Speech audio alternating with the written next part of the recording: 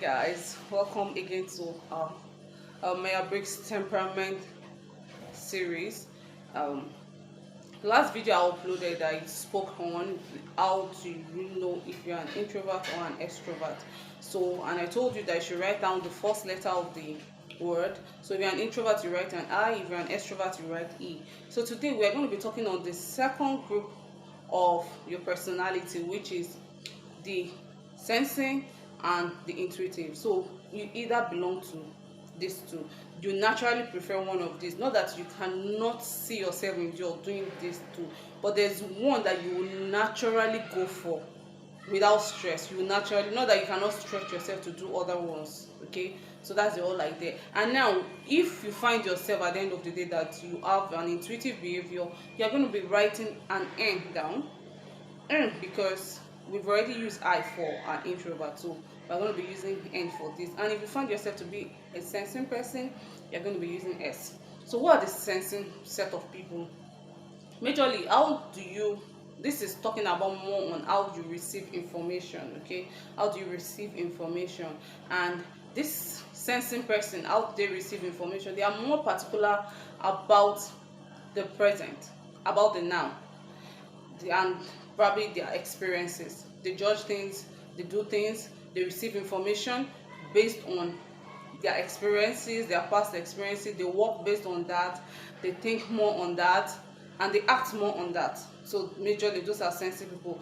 They are very observant. A sensing person is someone that will enter into a room and notice that you have changed your hair, and notice that, oh, you guys got, I've never seen this clothes before. Oh, you're just wearing a new set pair of trousers for the first time. I mean, a new, they just notice something different about you. They are very observant, they are very detailed.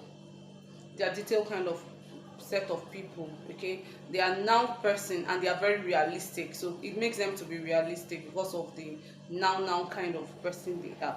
They actually sometimes forget about the future. They are not people that are very optimistic about the future. They just do their thing for the now and move on.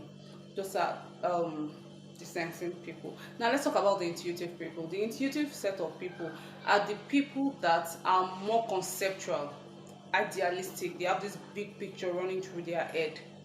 They are not that observant. You might make a new hair and they don't even notice that you've made a new hair. Those are kind of people. Sometimes they could, if it is very, very, very, very obvious that something about you changed or something drastic happened. It has to be something that is obviously obvious for them to observe there's a change. That's one thing about the intuitive people. They are more, they forget the past easily and focus more on the future. They focus more on the future and think less of the past. So they have this conceptual big picture kind of idea on their idea, very idealistic. They calculate things or how the future should come up and all those, which is not so for the sensing person. Sensing person use more of the six senses to judge the things, to get information about what is happening around them. Okay, and an intuitive person will think far more than that, will go far more than that. And another way you know you are intuitive or a sensing person is, for instance, what do you use to, when you are in a gathering, what do you people talk about? Do you want to talk about places, people, just about people, just about places, just about things you have been to, things you have done before? If that is what you like to talk about, that means you're a sensing person.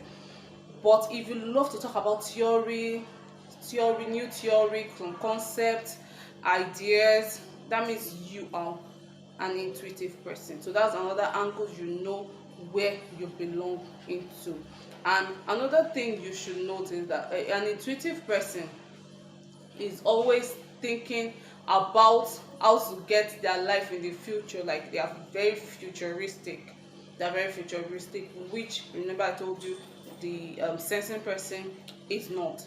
So these are the few points you will use to get information, and that's where you find it. Remember I said that you can do the two, but Briggs is all about which one do you prefer naturally, which one would you choose without stressing yourself.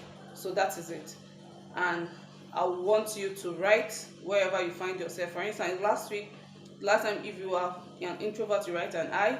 This time if you are a sensing person, that will be IS. And if you are I last time, like introvert, and now you are an intuitive person, so that will be IN, and like that. So write the two letter. Next time we'll come and I will share with you the next group of the Meyers personality. Thank you for joining me. Thank you for the likes. Keep sharing with your people, your friends, your family, so they will be aware of who they are. Thank you. See you next time. Bye.